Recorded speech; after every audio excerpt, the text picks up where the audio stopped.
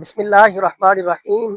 میں حکومت پنجاب، خاص طور پر سی ایم پنجاب محترم مریم نواز صاحبہ کو دل کی اتھا گہرائیوں سے خراج تحسین پیش کرتا ہوں، جو انہوں نے فیصلہ کیا ہے جھوٹے عملوں، جعلی پیروں اور جادو کے نام پہ لوگوں کی جان، مال اور عزت کے ساتھ کھیلنے والوں کے خلاف سخت کارروائی کا۔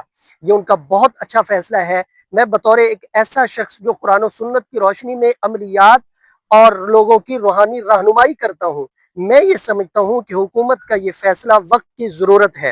حکومت کے اس فیصلے سے لوگوں کو جھوٹ، فریب اور باطل نظریات سے نجات مل سکے گی، اور اس کام کے لیے، اس فیصلے پہ عمل درآمد کے لیے حکومت پنجاب نے جو یہ کام محکمہ مذہبی امور کے حوالے کیا ہے، یہ بھی بہت اچھا عمل ہے۔ میں اس عمل کو بھی سراہتا ہوں، کیونکہ جو لوگ عقیدہ کو سمجھتے ہیں، اسلامی تعلیمات کو سمجھتے ہیں، اسلام کو سمجھتے ہیں، وہی یہ فیصلہ کر پائیں گے کہ کون اس کام کے کرنے کے لیے اہل ہے اور کون نہیں ہے۔